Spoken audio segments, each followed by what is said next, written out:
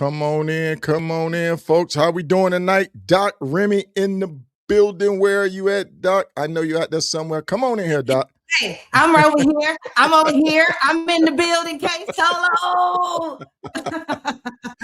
Hey, welcome everybody. Welcome How you everybody. doing? Welcome everybody. Come on in, ladies and gentlemen. Come on in. We got a special one for you tonight. I was over here in the comments. Hey guys, we got a giveaway tonight. I'm putting it in the comments. Yeah. We got a giveaway tonight. Hoka Hey in the comments for your chance to win an exciting prize from the Riding with KSolo podcast show. That's right, folks. We're gonna start giving stuff away. We're gonna start having freebies. We got some freebie packs in. I know all of the members and the members received it first, and then the subscribers are going to get it next. Our paid subscribers are going to get it next. So come on in, ladies and gentlemen. Welcome. Let's see who we have in here with us tonight. Who's first up? Can you see that? That's Rachel. Oh yeah, come on in. No, let me go back. Wait, I'm going back. Wait. There's a freebie. Hey, folks, for the free entry tonight, type in hashtag Hoka Hey and you will be entered. I know staff is waiting for his shirt. Staff, we still got your shirts coming to you, my friend. But we got you though. So just all you need to do, come on in, ladies and gentlemen, type Hoka Hey. There you go. Joe and Bev out of Tennessee, the Tennessee 2. Hey, what's going on? What is that? Let me see. Eastman. Scuba Steve. Right. Come on in, ladies and gentlemen. If you could hear us, give us a thumbs up. We greatly appreciate it. Let us know if we're coming in loud and clear. I know some people are actually having a watch party tonight, man, because they're trying to get some G2 on the Hoka Hey, man. They're trying to find out what the inside scoop is, Doc. Hey, me too. Hey, we got the 2 on the show for me to learn what I need to learn. That's right. Who said, damn, thought I broke something for a second. Nah, man, you good, Scuba Steve, you good. Come on in. April Jones, that's you. There you go again. Come on in, ladies and gentlemen. Come on in. Hey, Jay. Let's get it on. Hello, everyone. Welcome. Man, come on, man. 11:51 in the house. Man, make sure you type in hashtag Hoka Hey to enter the free giveaway tonight. All you need to do, folks, is type in hashtag Hoka Hey. Come on in. People are coming in. People are chiming in. We're firing up the platform. Yes, indeed. MacGyver Bolo. Tiki Doctor in the house. I'll be out there with those glizzy. We got Hustle Man in here, man. Hustle Man been with me since day one, man. I appreciate it, Hustle Man. And I got that trophy that y'all gave me, man, from your ministry in the front room, in the living room right there, in eyesight of me to remind me of all the good things that's going on out there, man. I appreciate that. Come on in, ladies and gentlemen. What you saying, Doc? What you saying to the people tonight? Oh, last night. I mean, you talking about the yeah. What I put on here was, hey, put in the comments and welcome. Let's go. Welcome. Oh, look at it. Other than that, what I got for the people is it's gonna be a good show tonight. We got Beth, we got Junie. Junie has written the Hoka Hey, from what I understand, has only been in existence for 10 years. And Junie has wrote 9 out of the 10. That's right. She has written 9 out of the 10 times. And she's also a member of the board. And when you get that phone call, she is going to be the one that you're going to be talking with to kind of like go over your resume and just kind of discuss the reason why you want to participate in the Hoka Hey Motorcycle Challenge. So indeed, folks, we got Low Key on with us. Low Key Hoka Hey, I want cigars. Ha. Okay, Low Key, you just order you some cigars, man. I got you. All you got to do is order you some. I got you. And then I got the numbers. I'm rolling. I got number 886. I got you. 1353. I got you. There you go. 3159. I got you. 1151. I got you. 1260. You in the building. Number 1302 in the building. Number 555. I got you. Building. That's what I'm talking about, Doc. Get them down, coach. Because when we go live, we'll pull up the big board. We're going to be following these Hoka Heys ride all over the country to routes and destinations unknown. Only thing I know is going to be the dealership, and then they're going to keep it rolling from there. All right, folks. Well, look, we're going to go ahead and get this thing started because tonight's going to be a long night. We're going to try to keep it short. We are going to do our best to try to keep it short so we won't hold everybody. But there's a lot of good information that's going to come out. A lot of the history is going to come out tonight, stuff that people wouldn't ordinarily hear. I'm honored to have Beth Durham on. She is the wife of Jim Red Cloud. And so, just firsthand.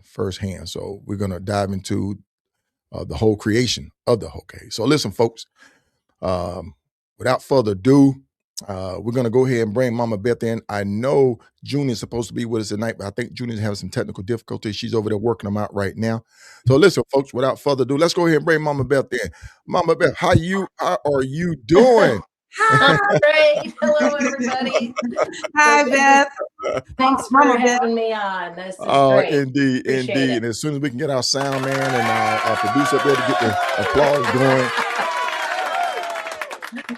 going. Love it.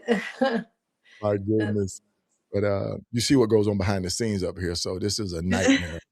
It looks pretty well coordinated to me.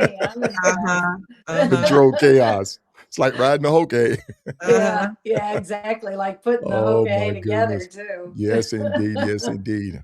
Oh, goodness gracious. We got a large group coming on tonight, man. Right. So seeing this, yes. Yes, indeed. Hello, everybody out there. Come on in. We're going to let everybody get a little time to come in, and hopefully we can get Junie on board. I know she's having some technical difficulties out there in Arizona, but she's going to work it out.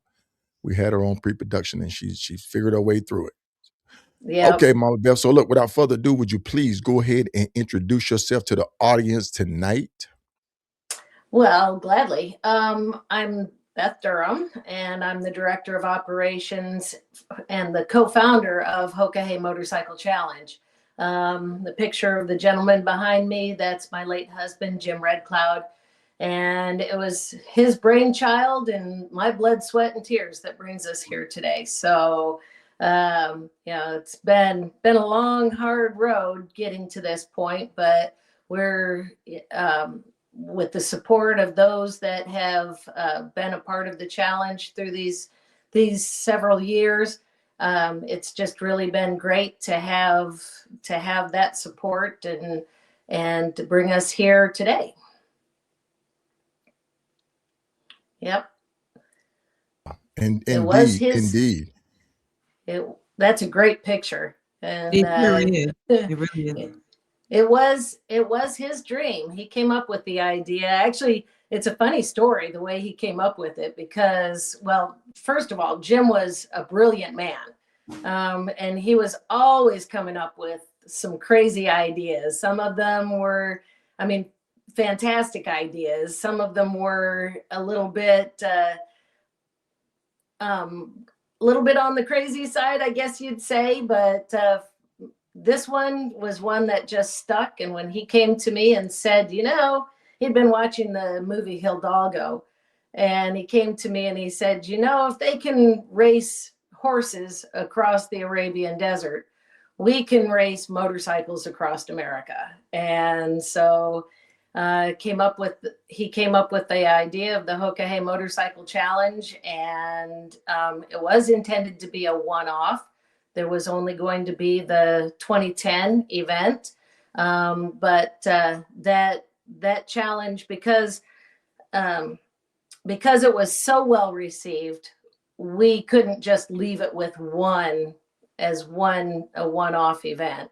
We ended up having to follow up in 2011, and then it just kind of snowballed, and here we are today. Okay. And that's exactly what we wanted to hear, Mama Beth, is that history of how he came up with that idea of the running of the Hoka Hey and going out and riding across the country. I know other people. I know there were already other rides and stuff like that going on. I know the IBA have been doing that Iron Butt rally. And so it was great that it was without directions. It was a specific type of motorcycle to ride the event, all V twin. how did he come up with that concept of all V twins? Well, you can tell by his last name. You can tell by the fact that the Native American influence weighs heavily on everything we do with the motorcycle challenge. And so he is part Native American. And Verdell Red Cloud, the gentleman you see in the picture right there, after we spent most of our married life in South Dakota, Jim learned the Lakota language. He learned their culture and their traditions. He was very well respected with the Lakota people on Pine Ridge. And he became very dear friends with Verdell Red Cloud. And Verdell ended up in 2014, he actually adopted Jim and gave him his last name. So he was born Jim Durham, but he died Jim Red Cloud. Yes. And so just the fact that the Indian people had so much to do with and so much influence on the motorcycle challenge, that's kind of, I know it's a long way around to get back to your question, but that's kind of American, all American. The Native people were First Nation, and so we try to celebrate everything American. Okay. And yeah, we have a lot of people say that American Hondas are made in America and that, but where does the money end up? It ends up in a Japanese corporation. So when Jim decided that it should be American manufacturers, that meant Harley and Victory and Indian motorcycles. So that is the concept behind of all V twin motorcycle participating. And I think it's fair. I think it gives a fair perspective of the ride itself when the riders go out on the same type of steed. I call it a steed. And so that makes it fair. That makes it it's all about the rider. It's all about the experience. But I know Doc going to dive into these questions. I want to hear certain portions of it. Doc want to hear certain portions of it. And we're trying to keep this thing under 90 minutes because our bandwidth, we've already exceeded our bandwidth for the year dealing with Doc. So Doc. Yes. Okay. So I want to dive into your personal journey and resilience after Jim passed away. When your husband passed, what was the first practical and emotional steps you took to decide whether to continue the challenge? Wow. You're digging deep, aren't you? I am. I'm sorry. That's how we do it. That one.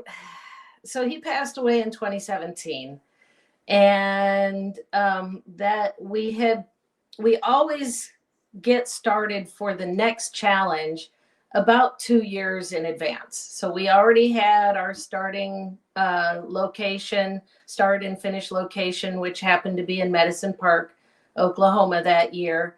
Blackie was really working diligently to get the town involved and get everything set up and established and get the ball rolling.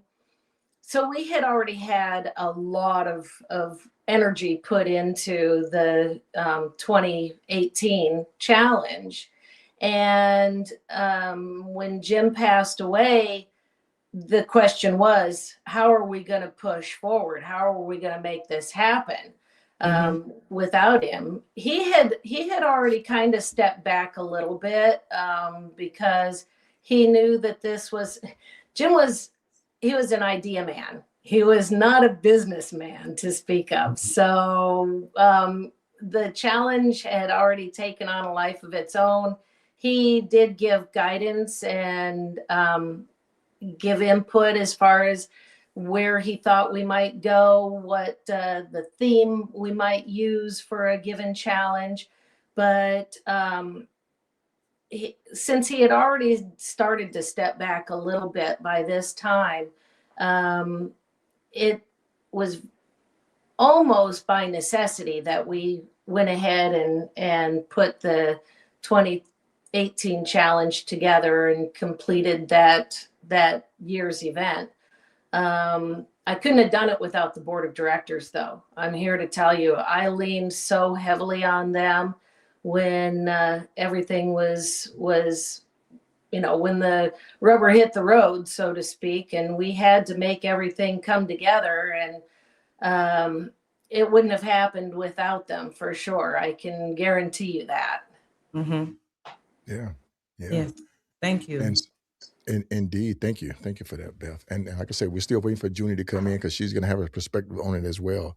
But one of the questions that I have is, as far as legacy and being original, what did most people misunderstand about the vision that John had with this ride? That Jim had? Yes. I said John. I'm sorry, Jim. I'm all over the place. Jim. Oh, well, the fact that we Because started I know in the beginning, for the very first ride, it was Mhm. monetary. It was monetary. There was Yes. a prize. And it took a long time to get rid of that mindset. In 2014 is when we actually changed the theme. So we had been offering a small prize for those first 4 years, 2010 through 13. And then in 2014, we completely changed the format. We took it and made it so that instead of giving a rider a prize money for finishing first, we encouraged all of our riders to do fundraising on behalf of charity. We went to every other year, and so 2014 was the first of our biennial events. But in 2010, it was a all out balls to the walls race. And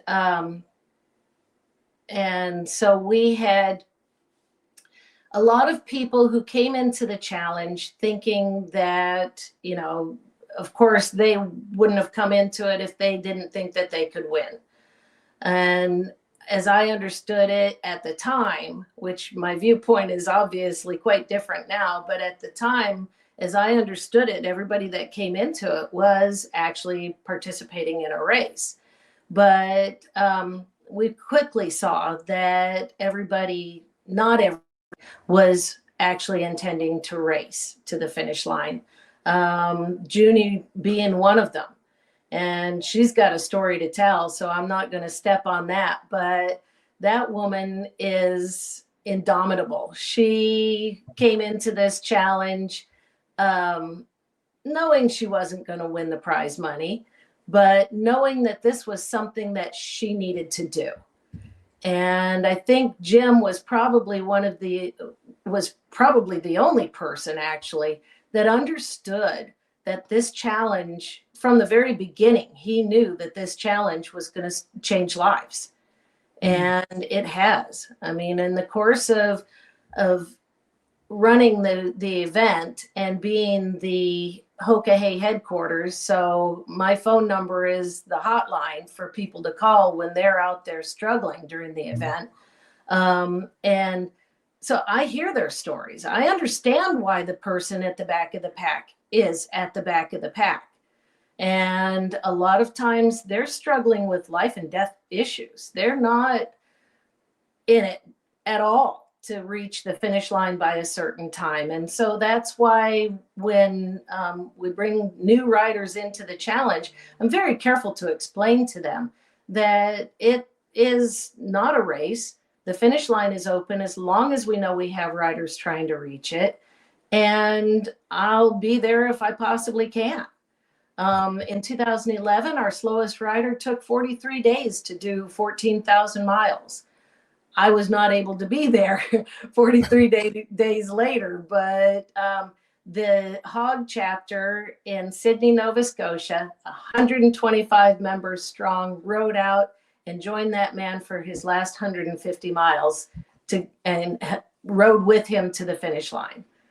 And he earned that. He truly did. But if I had told him that he was riding on behalf of his sister who had cancer, and if I had told him that the finish line was closed, what would that have done to him? He would have been devastated. Mm-hmm. Hi, Junie.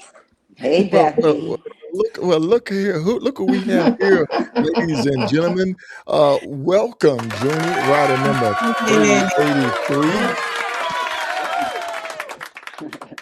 Well, thank you very much. Sorry, I had to take the back roads to find the Hoka Hey. I know, right? You took your route. I love Wrong it. way, I love Junie strikes again. You got it.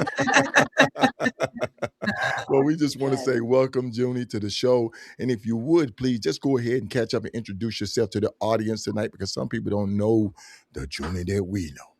Okay. Well, the Junie that you know, I'm the Rider Relations Director for the Hoka Hey Motorcycle Challenge. And I came upon that by simply reading an ad in the Hog magazine, sitting in chemo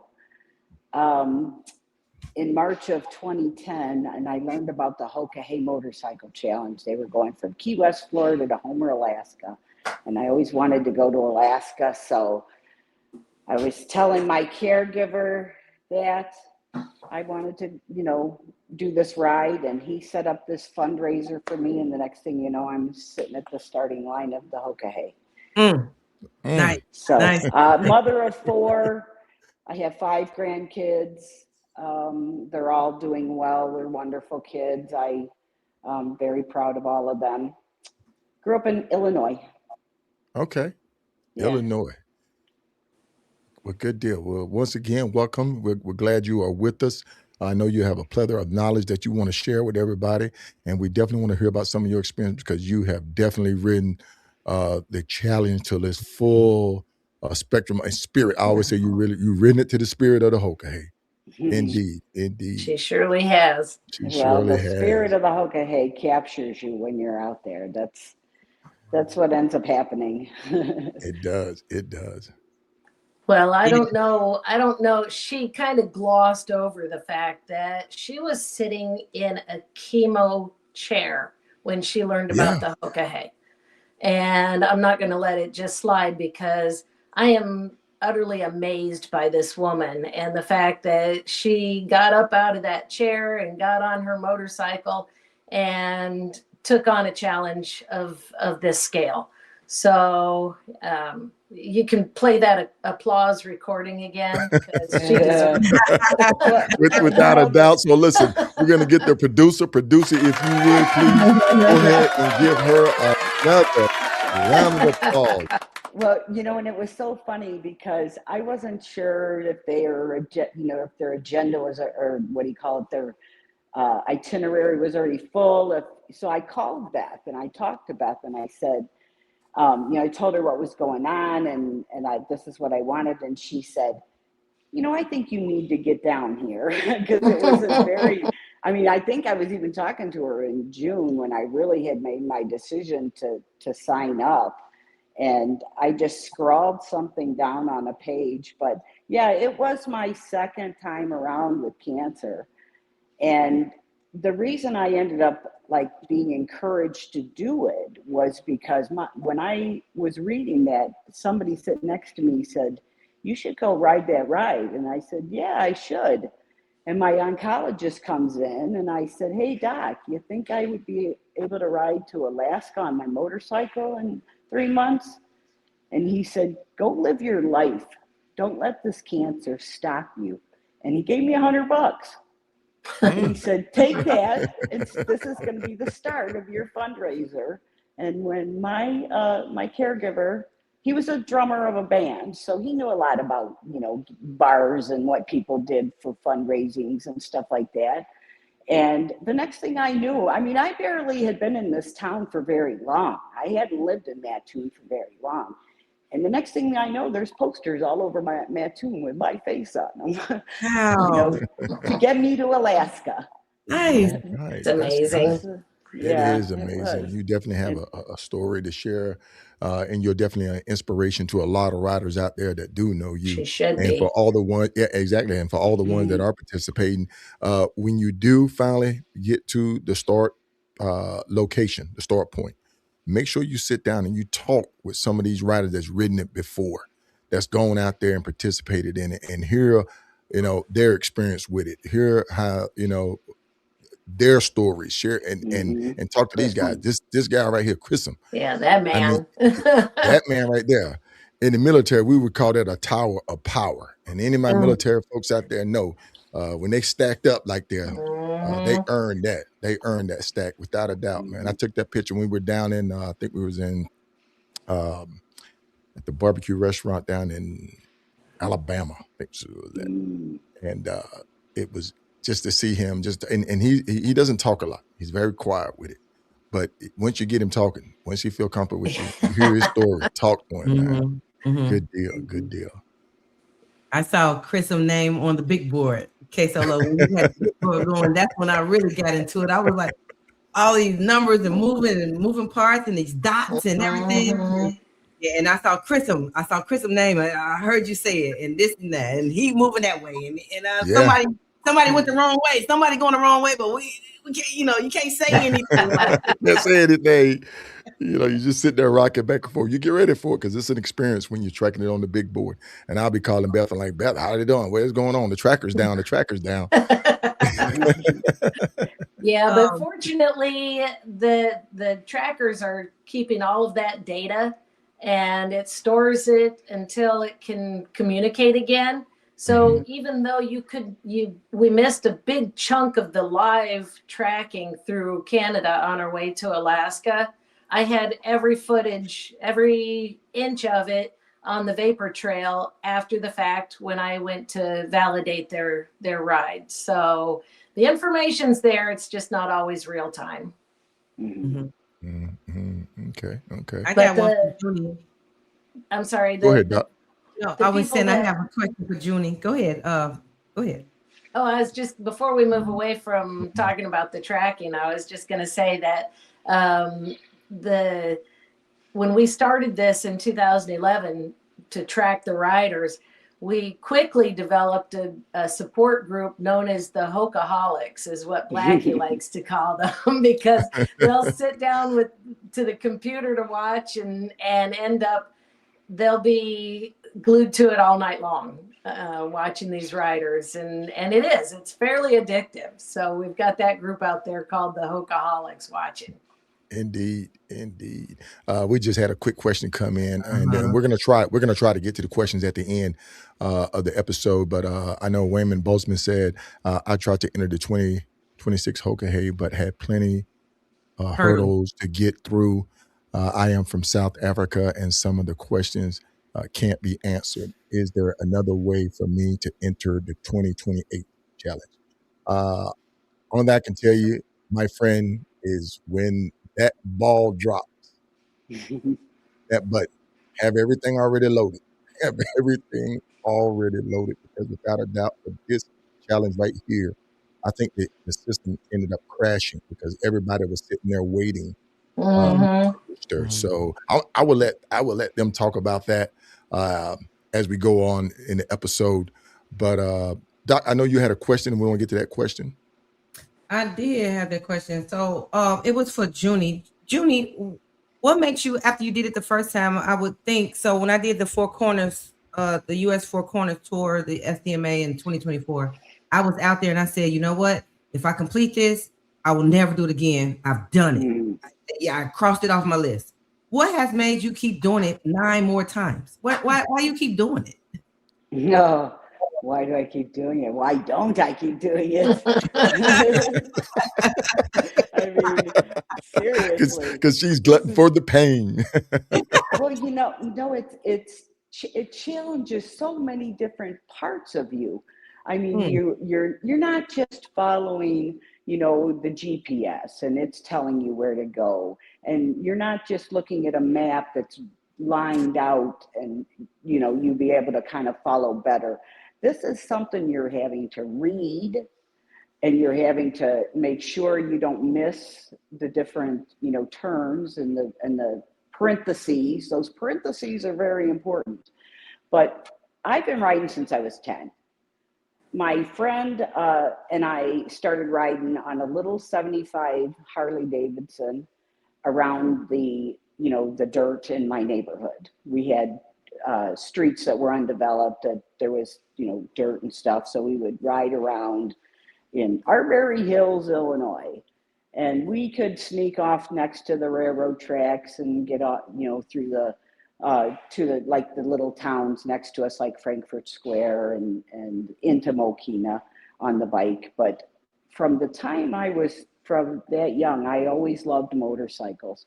My dad was not very pro motorcycle, so I had to kind of do it on the sneak, but I never did get caught. So I just kept riding, and then I did eventually, get a bike that I could, ride, and I wouldn't get a whooping from my dad.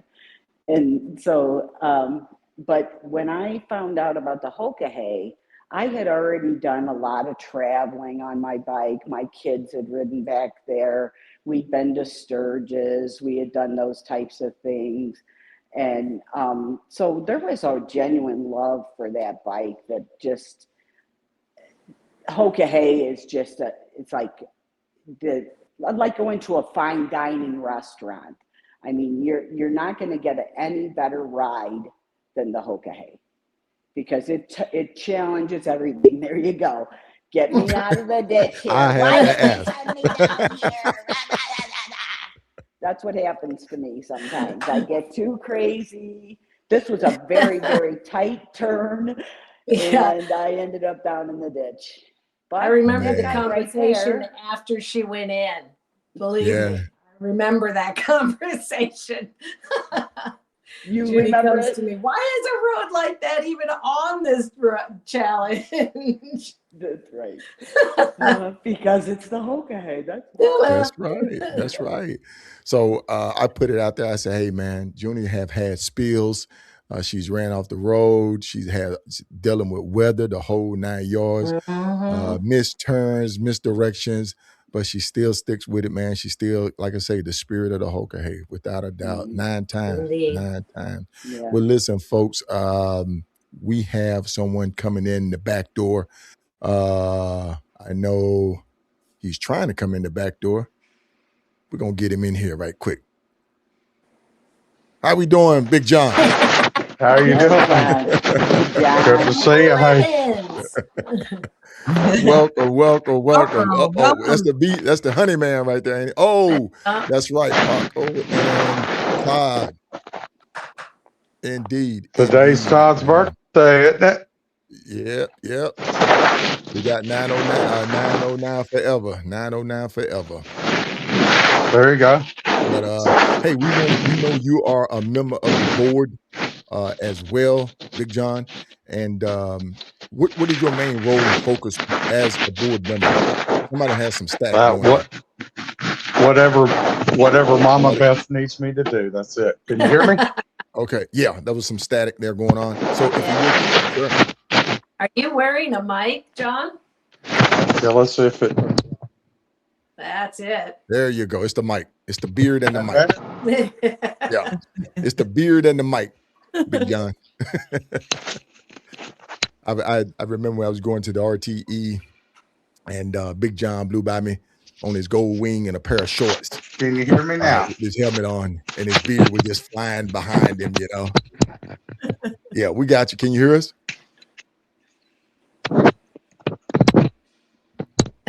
Come in, John.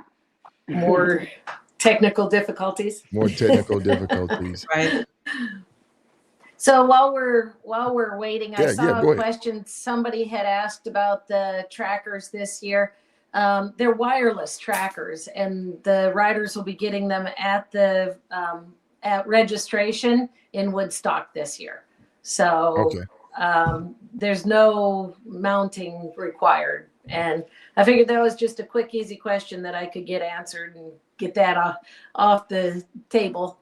Oh yeah, indeed, Mama Beth. I know we're gonna have a lot of questions, and we're gonna try to get to everybody. We're gonna try to get everything answered and have a discussion as much bandwidth as we have tonight. We're trying to get Big John in, and I definitely want to hear his role and what his play is as a board member of the Hoka. Can you hear us, Big John? Yeah, I can hear you. Oh, that's a lot better. That's out there. So would you please, sir, Can you hear introduce me? yourself? Sorry about the static. I had a headset in. I was trying to listen to you a little bit better. Oh, you're good. You're good. If you would, please, sir, introduce yourself to the audience tonight and kind of let them know what your role is as a board member of the Hoka Hey. My name's John Levins. So I've been in the Hoka since about 2016, and it's a real honor to be in this group. It's an amazing set of people. Like I said, I really do whatever Mama Beth needs me to do. Okay. Now you also sponsor, or not sponsor, but kind of spearhead probably one of the biggest get-togethers of the Hoka Hey, and that would be the Small Mountain Taco Run. Is that correct, sir? The annual street taco, yes, sir. We started that back in 2018 was the last hamburger run up in Moonshine, Illinois. And I said, what better place than Small Mountain Street Tacos, a unique place. And I talked to Chaz. He said he can do it. He can feed the riders. And that's where we started, because we wanted the camaraderie, and camaraderie along with charity. That's a real good thing amongst the bikers, or I call them motorcycle enthusiasts. I try to get away from the biker word, Lingo. Lingo. Yeah, there you go. And yes, indeed. Now, you've ridden, like I said, you've ridden the Hoka Hey. How has that experience? What was your experience like riding it? Because you rode it relatively, like when the first 2 or 3 runnings of it. 2012. No, sir. I started in 2012. Yep. Buddy Eric Buskell, crazy one-eyed biker, said, hey, check out this article. First time I've ever heard of it. And I was like, man, I need that, because my dad just passed away 2 months before that.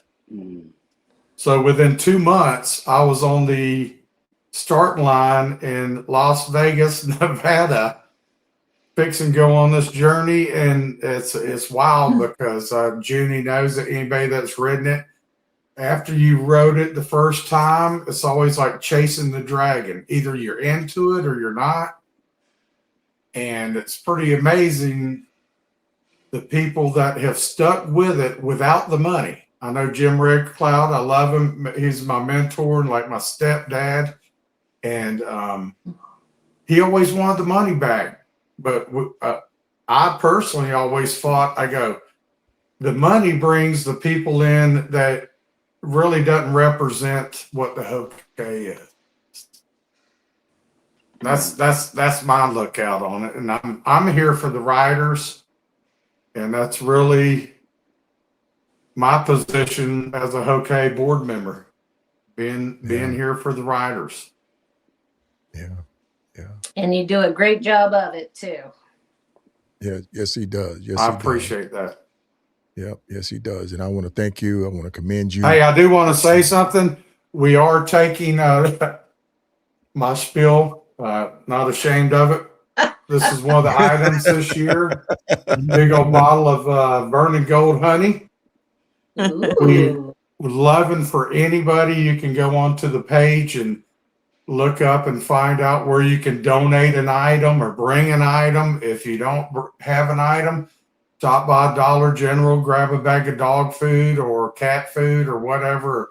Bring a couple of old dirty blankets, because we've realized over the years of donations, bureaucratic red tape and government issued this and that, everybody loves pets, and we're sticking with that from here on out, because it's all about camaraderie and charity. Okay, now you're going to confuse people though, because I'm talking about the taco run. Sorry. Oh, he's talking about the taco run. Yeah, he's pitching the taco run now, but I am. I'm sorry. I'm not ashamed of it. But Well, if they want There to you bring go. dirty blankets to the Hoka Hey, they can bring dirty blankets, but I start out clean. We have dirty Hey, blankets. Junie knows about the blankets. Sorry about bringing blankets up. That's too betcha. funny. Oh my goodness. Yeah. Indeed, Well, indeed.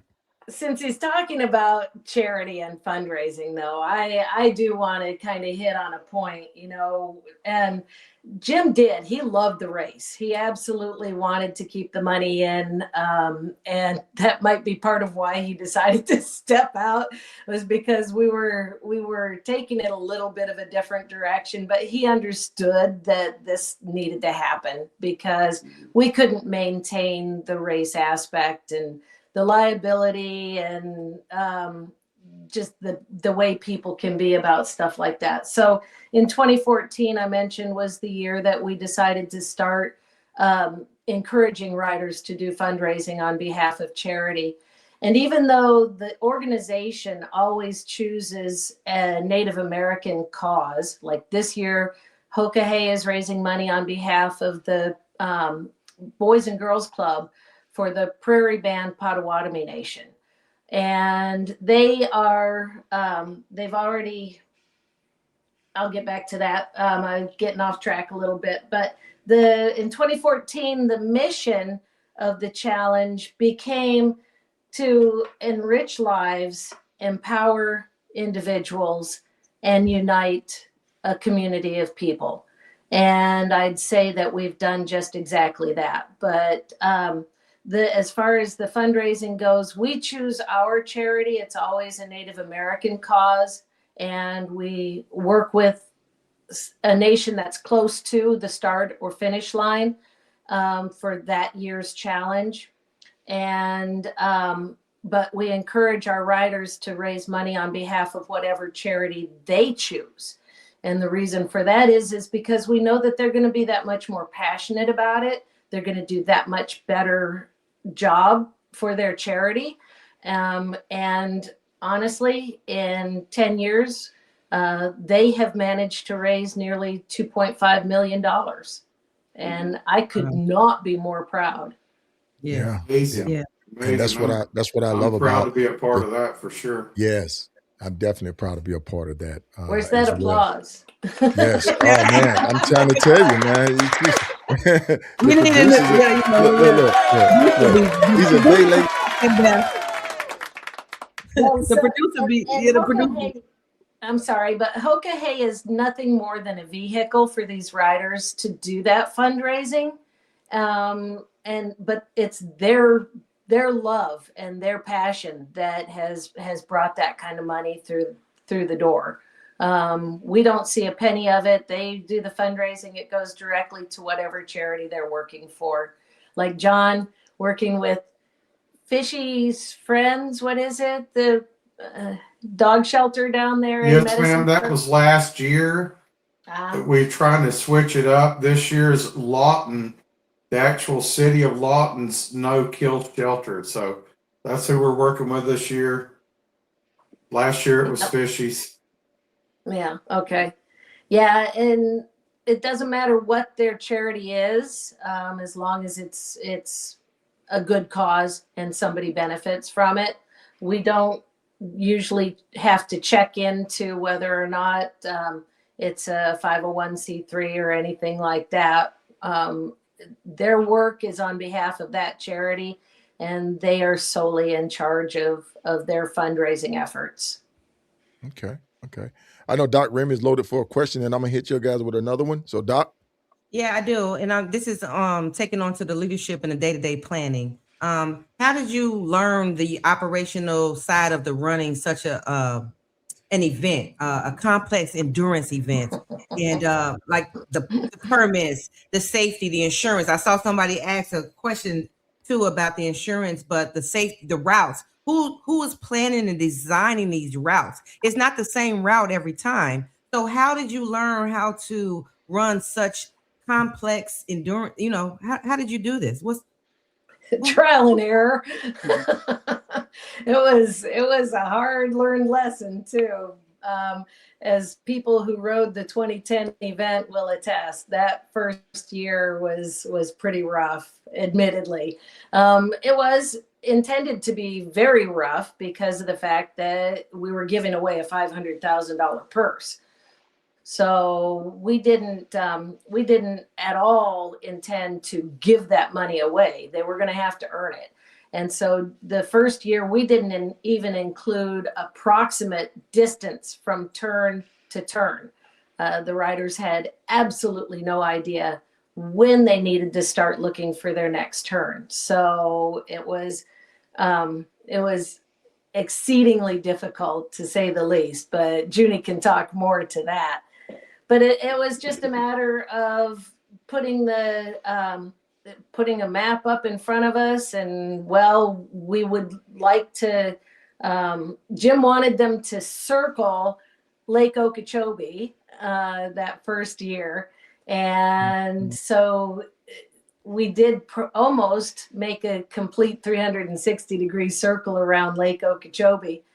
And he had a great deal of input in where he wanted the route to go. That first challenge, those riders, I've got my notes here, those riders saw 62 mountain ranges, 33 Indian reservations, 26 national forests, 8 deserts, 6 national parks, and 4 swamps. And that was in less than 10,000 miles. That we managed to cram all of that in. But the main thing that Jim wanted that year was to make sure that we hit as many Indian reservations as we possibly could. And we would have hit more, other than the fact that a lot of those places didn't even have paved roads. So getting these bikes to that location, we were not intending to put them on gravel roads, even though we did end up on the Moki Dugway. But there was, that was kind of a fortunate mistake, I think. But we've had our trials and errors for sure in planning the route. But now we take input from individuals. We definitely pay attention to what people are saying about this route or that route, and areas that they like to ride. And we've already established where our start and finish line for the 28 challenge is going to be. So that's where it begins. We find that location where we're going to be leaving from, and then we just look for the very best roads that we can possibly manage. And I think we're getting better at it. Steve Briscoe worked at the logistics of the ride for several years, and then he was working and got a job in Germany. So it was a little harder for him to lend a hand with that, and I kind of took it over. But I don't know. I sent you a picture earlier today, Solo, of Whitney Crum. I don't know if you saw that or not, but she was our Miss Hoka Hey for the 2010 challenge. And she was instrumental in helping to put that first route together too. I don't want to talk about the challenge and how it got started without at least mentioning her name, because she was living with us at the time. It was Jim's niece, and she was living with us at the time, and she would travel with Jim and promote the challenge.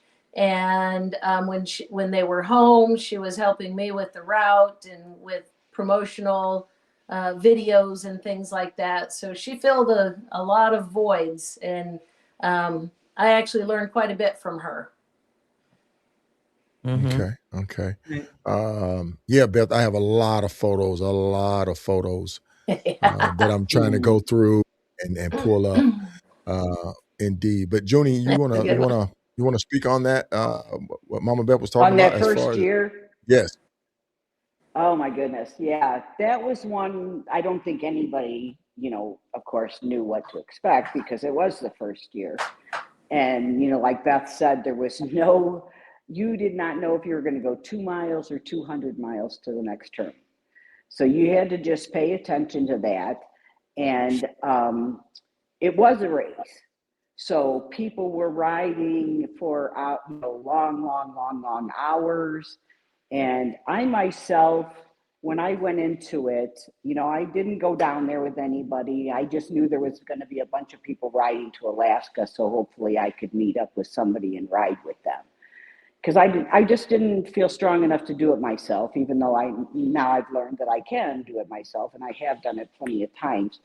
I guess it just took the encouragement and that kind of thing of others to say I could do it. So, but yeah, we got out there and tried our best to follow, these routes. But sometimes you would just spend hours and hours going back and forth, just trying to make sure you stayed on that route, because we were sure there was going to be something that was going to mess us up and we weren't going to be qualifying for that $500,000. But it only took me like a day to know that I wasn't riding for $500,000. I knew I wasn't going to be the first one there. And so I didn't want to waste what all these people had blessed me with. They had done this, like I said, the fundraiser, and done so much to get me to the starting line that I wasn't going to waste it. I wasn't going to ride all night and not see the beautiful country and, those kinds of things. And plus too, I was 3 months out of chemo and I just was trying to be smart about things. I knew that I wasn't the strongest that I'd ever been, but actually being out there on the road made me stronger. It really built up my blood counts were better and all these kinds of things. So, but we went through so many areas that you just don't see from the interstate. You don't even know they're there. Beth named off all those parks and all the different Indian reservations and stuff. And that in itself was an eye-opener for me. I grew up in Illinois and really had no idea what an Indian reservation even was, really. I mean, so that was, and then that first year, one of the secret checkpoints was Grandpa's house. They actually got to go, I missed him. I did not, he was gone the day I got to his house, but people got to meet the chief of the Lakota people. So that was pretty cool. And it was, it wasn't something that they were aware that was going to happen. It was what they called a secret checkpoint. And so you never knew if there was something like that going to pop up too. Somebody check on you to see if you got a tablet mounted on your handlebars now that you've left the starting line to help you. But I, as the rider relations director, I talk to people about that. And, if you're coming into this with an attitude that you're going to do something that's going to help you, you're doing it for the wrong attitude. You've got the wrong attitude. This really is to challenge you, and you should let it challenge you. So I did not, unfortunately, make it to Alaska that year because the person that I did end up riding with, I nicknamed him Garbage Bag, because the first time I saw him, he was wearing a garbage bag because it was raining so much in Florida. But he had unloaded some of his gear because he realized he had too much gear as he was coming across the Keys. And one of the things he unloaded was his raincoat. So he had a garbage bag on. And so I nicknamed him Garbage Bag. And he was I felt very safe. So we stuck together the entire time. And then when we got to the Canadian border, he couldn't get in. And so because I was, like I said, afraid of going by myself, I turned around. And so we ended up going from corner to corner, Key West to Washington State, because we went to Washington State.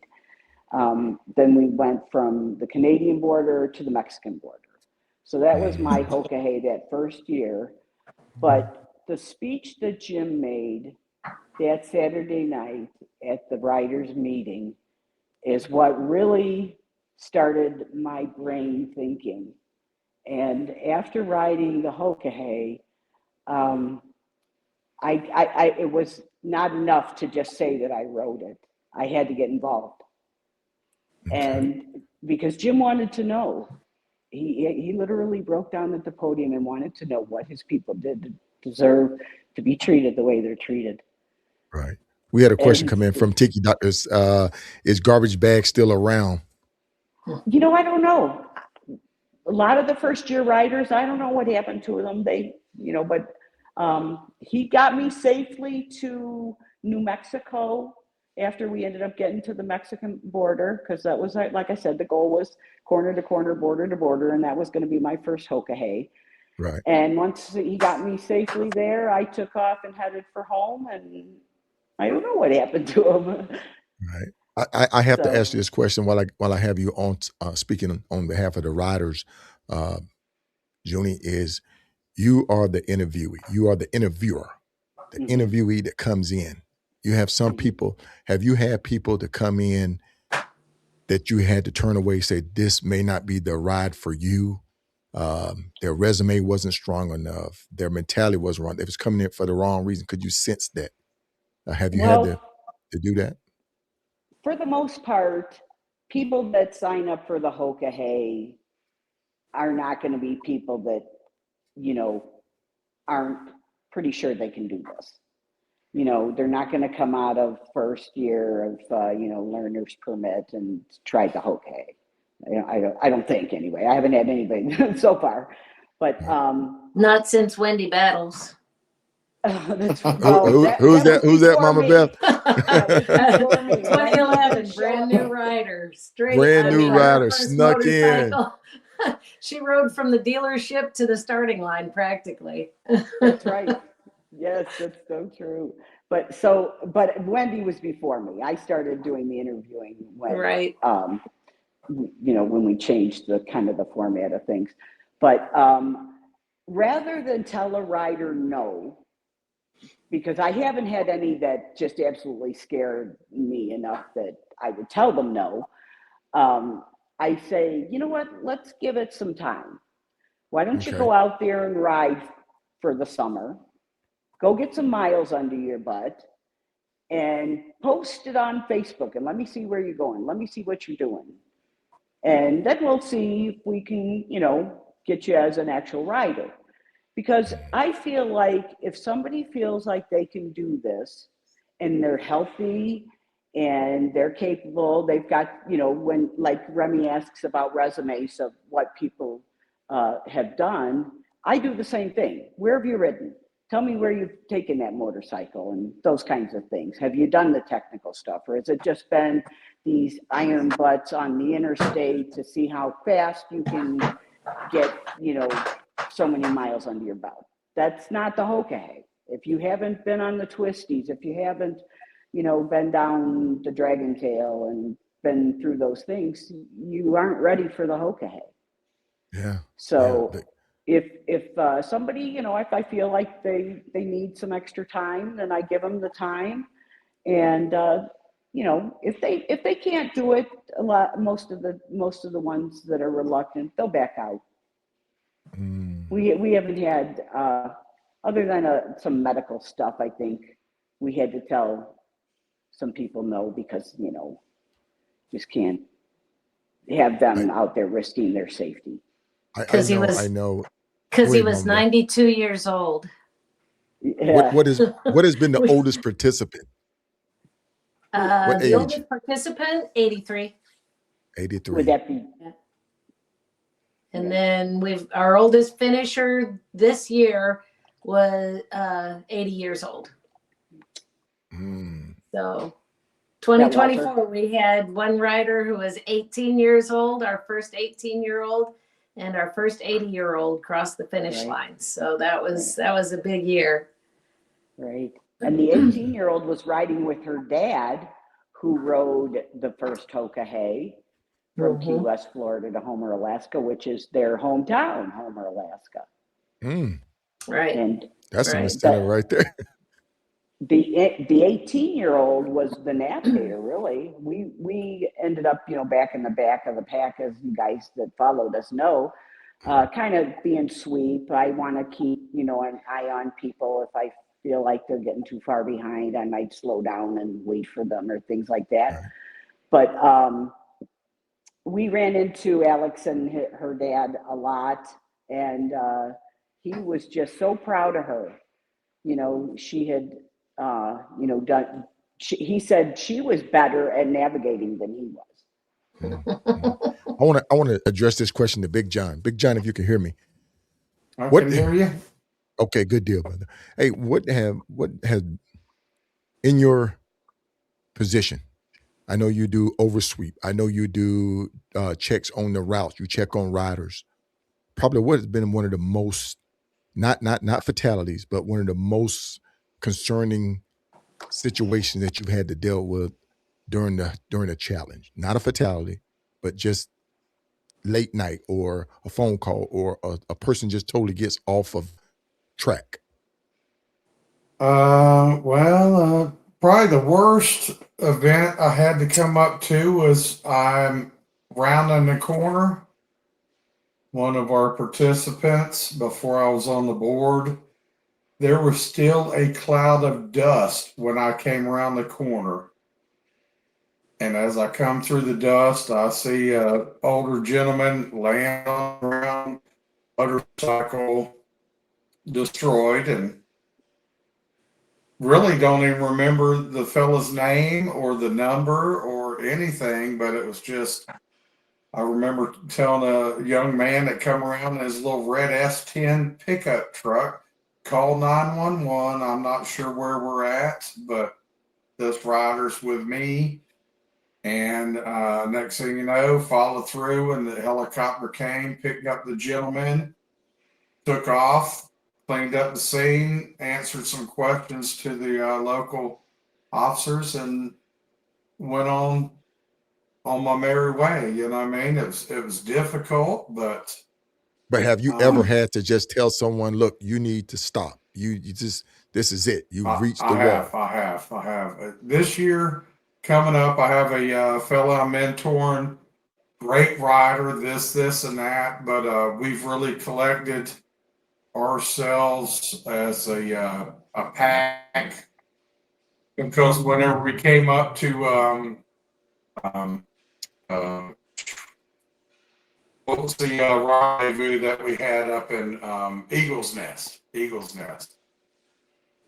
Group of us went up there, and one of the gentlemen that was riding with us, very persistent for 3 to 4 months that he wanted to go, and the gentleman passed away, finding out that he did have previous health issues, and pretty amazing that he made it into the enchanted circle and took his life. We burned some sage and all this other good stuff, and his spirit will always be with us.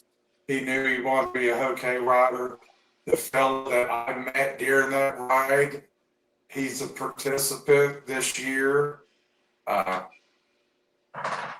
Okay, family's pretty amazing. People, either they do it one time, one and done, or they turn into family, and it has zero to do with a dollar bill. Right. Okay. And that's one thing that I want Mama Beth to touch on about the organization itself being more than just a ride. Look, folks, we're going to take a quick break right quick. Let this system cool down because we are getting hot and heavy with it. We're going to go into the second half of it. So just hold tight, folks. We're going to be right back with the second half of the show. So here we go.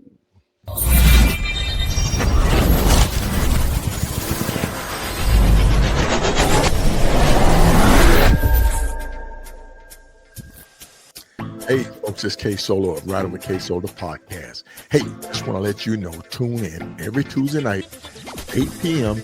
Eastern Standard Time, 7 p.m. Central Standard Time, 5 Pacific, right here on Rider with KSolo, the podcast on YouTube and broadcasting on Facebook. Every Tuesday, 8 p.m. Eastern Standard Time, 7 Central, 5 Pacific, where we're going to be highlighting the unsung riders from across the nation, riding the highways and byways, the back roads, the adventures, the journeys, the tales, and the legacies. Make sure you tune in right here, Tuesday, 8 p.m. Eastern Standard Time, 7 p.m. Central Standard Time, 5 Pacific. Riding with KSolo, the podcast.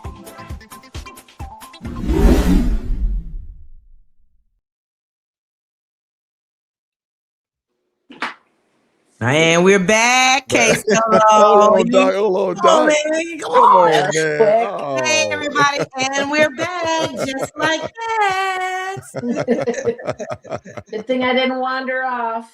I know, right? Mom gonna say, how long is the break? I'm like, 60 seconds, man. 60 seconds. Oh my goodness, That's what all has we got. happened to you guys' voices? Oh, Say, did we lose Junie? Where did Junie go? Looks like it. I'm here, but you guys sound like the chipmunks.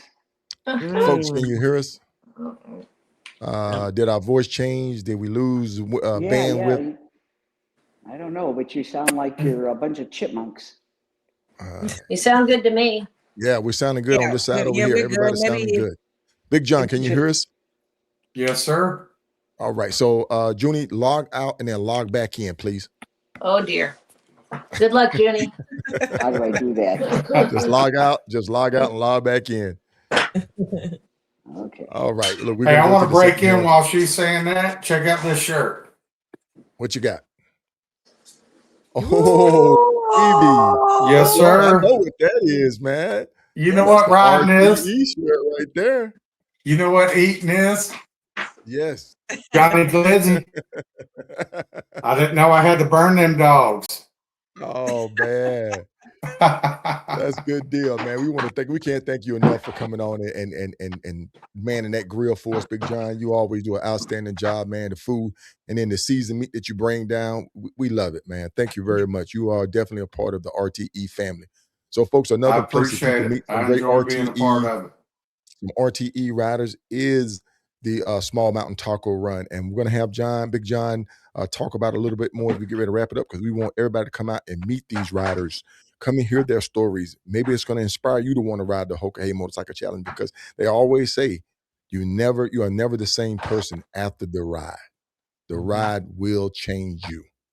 It will. Can I say something? Doc, I'm getting ready to turn the question over to you anyway. Come on, man. Give it to him. Give it to him, Doc. John, I met you down at the RTA for the first time. I walked over to the little space and you was talking about the tacos, and I said, well, can I still get some? And you said, absolutely. And you made me a plate and you hooked me up. And I don't know if I'm the same person at that moment when it happened, but I remember you. And the taco was fabulous and your hospitality was superb. And I appreciate that. But here's my question. The taco run, does it move around from year to year? No, ma'am. Okay, same place, same time. Let me answer that for a second. There was a event called the Moonshine Hamburger Run. 14 years it lasted. The people that own the location, which is 2 people in that town, and they had that event and went there 14 years in a row. And at one point they couldn't handle it no more. Like I was saying earlier when I jumped in, that what place would be so cool that you could go there every year? And I talked to Chaz. I just went out there the year before, the spring before, and I talked to him and Kim and everybody about having the Hoka Hey Motorcycle Challenge in Medicine Park, Oklahoma. So after that, and went through and followed up 2 years later, I called Chaz on the way home. Me, the attorney that rides, and crazy one-eyed biker Eric Buskill froze our ass off riding back to Florida with a hamburger in my tour pack. I went home and freeze dried it, and the 10th anniversary, it's coming back out. Is that what you're gonna eat it? Crazy, but that's the truth. It's gonna be that same burger that came back 10 years ago, 11 years ago, really, and it's memorialized inside of a nice little softball size case.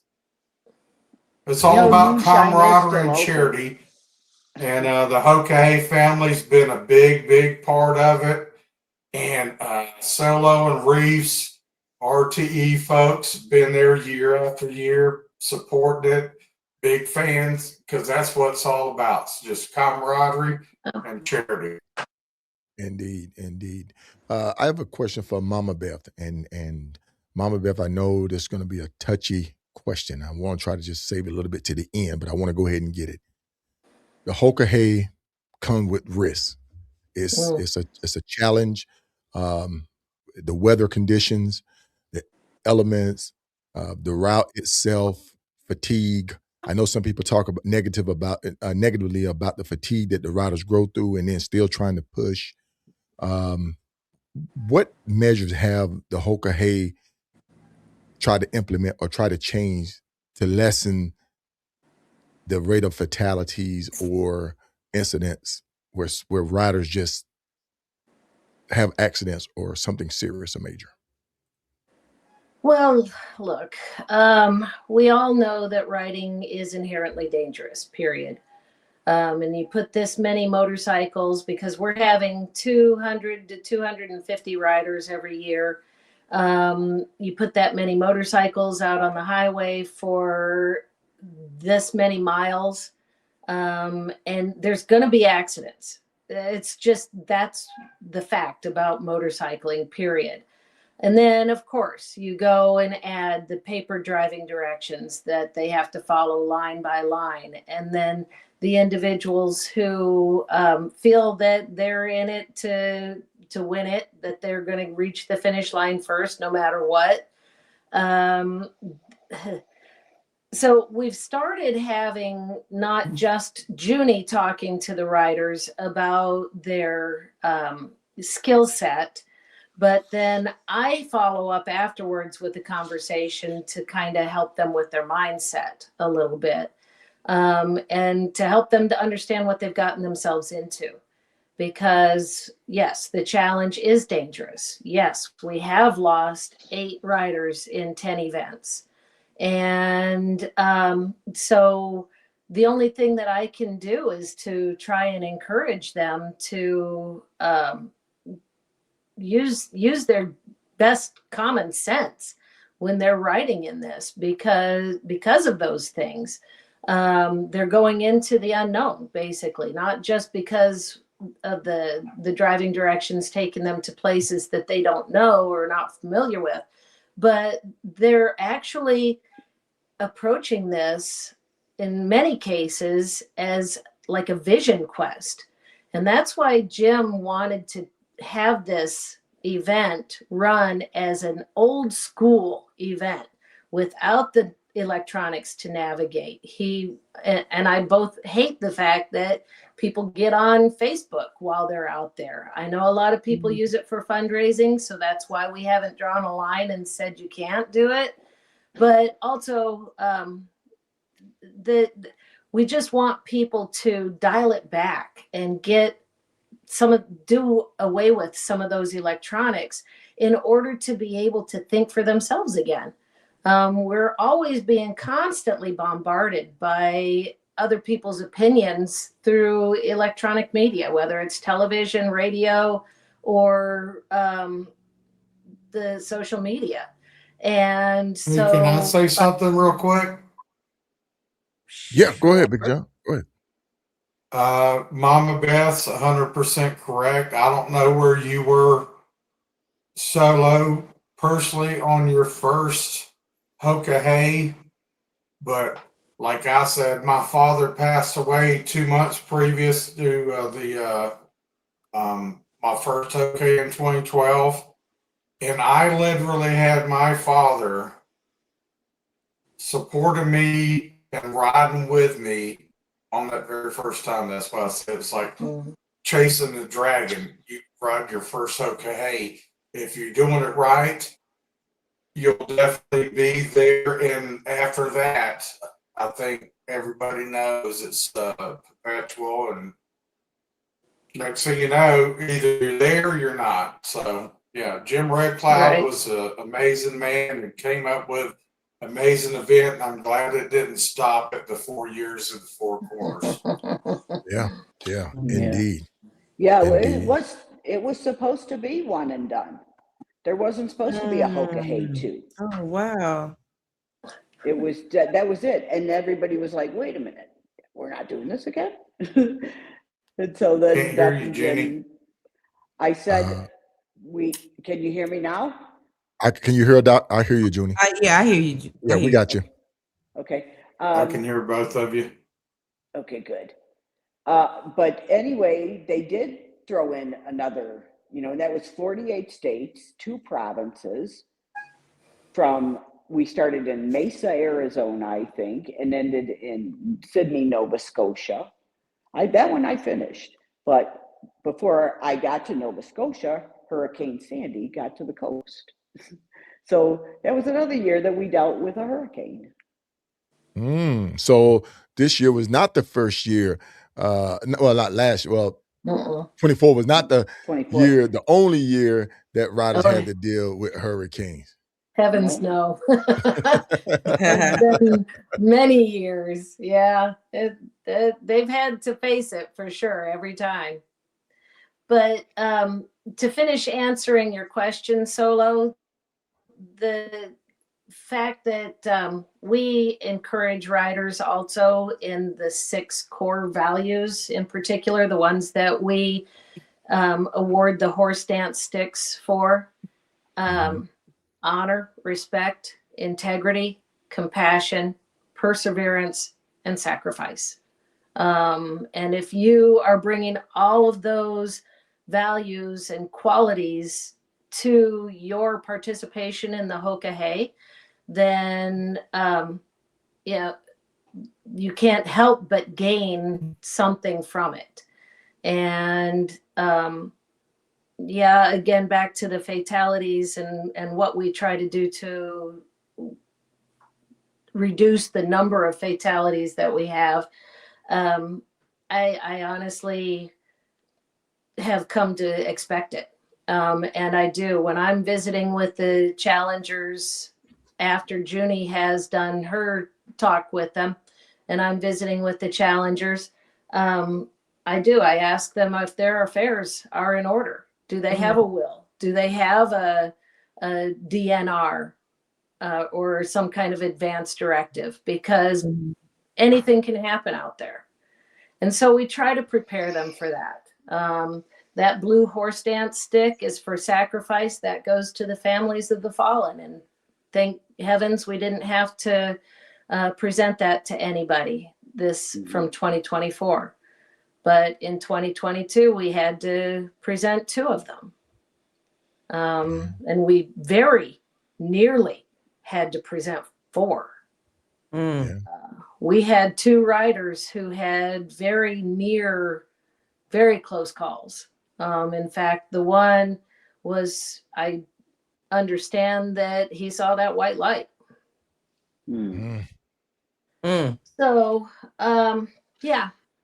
the best that we can do is to help them to understand that this is unlike anything that they've ever participated in. It brings its own risks, and if they are participating in it with those core values and doing it old school without the GPS or electronics to navigate with, then that kind of ups the ante. But it's a vision quest. It's a chance for riders to look inside, to take this time and to reflect on their lives. And hopefully they'll be able to gain some introspection, maybe restructure some priorities. That's part of how Hoka Hey has changed lives, is because people have actually really given it that opportunity. If a person wants to use GPS or their cell phones in order to navigate, they're only cheating themselves. They're not cheating me. They're not cheating the organization. They're really not cheating the person who is doing it right. They're cheating themselves of all that Hoka Hey has to offer. because it's so much more than just a race to the finish line. Yeah. Mhm. Yes, it is. I'd like to say this, like to break in. Go ahead. There is no one more disheartened for loss of life on the Hoka Hey than Mama Beth. And that's one reason we call her Mama Beth. God bless her. Indeed. I love you, John. Nobody wants a loss on this Now journey. you're gonna make me And cry. a lot of people don't know what they're doing, and they really need to say, I've always said this, you're purchasing a map. If you want to go from Panama City Beach, Florida to Homestead, California, you'd go I-10 and haul ass and all this, but no, the Hoka Hey sends you a map of the best route ever. So Mm. Mama Beth is, like I said, there's no one that is more upset and heartbroken for loss on this challenge. It's not a race, it's a challenge. Than Mama Beth. And God bless her. And the Hoka Hey's the family. It's bigger It and is. better than even Jim expected. Yes, 100%. 100%. And that was gonna be my next question. But Doc, I know you have a question, so I'm gonna hold back. I'm gonna refrain and let you go ahead and ask your question, Doc. Yeah, so this question is for Beth. Yes. And I got a little touchy too, because I can just imagine what you've been through, the transition you've been through. But my question is this: do you have a formal succession plan for the Hoka Hey? What would good, quote unquote, good succession look to you? Look like for you? Well, if I could keep everybody on the board of directors that I have now, then we can't help but succeed. Anybody that would take over as the director of operations, this has been probably one of the best experiences of my life, is working with these individuals in particular. They've been absolutely fantastic, and they have carried me through some very difficult times. So anybody that when and if I do decide to retire, but that's no time soon, I've given it some consideration. I've talked about it. The board of directors has talked about it. What does the future look like?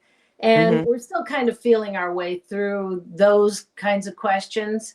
I don't have a timeline at this point, but we're definitely looking at what some of the challengers that have participated, or individuals who have supported, who might be a good director of operations. But I'm here to tell you, it doesn't pay well. So Yeah.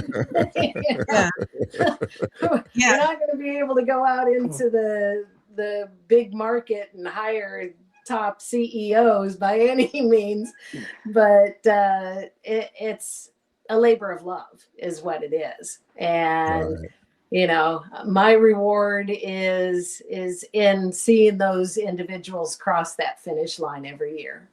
And it's an amazing experience to be at the starting line and watching 200 plus motorcycles ride out into the sunrise. But that finish line is like nothing else. And having the riders cross that finish line successfully, all in one piece, hopefully. One piece. We've had them, kind of struggle their way across the finish line, but and with broken bones for sure. I got a follow up. I got a real quick follow up. What are your top financial or logistical risks you worry about in the next 5 years, and how are you preparing for that? Insurance. Yeah. That's Ensuring affecting. an event like this Yep. is become difficult to find.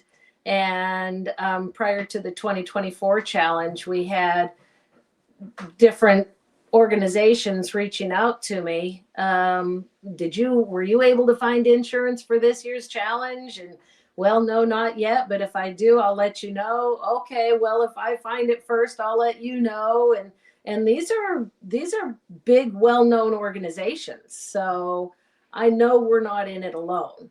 And that's a sadness, really, because even being sanctioned by the AMA, if you don't get insurance, then you don't get sanctioned.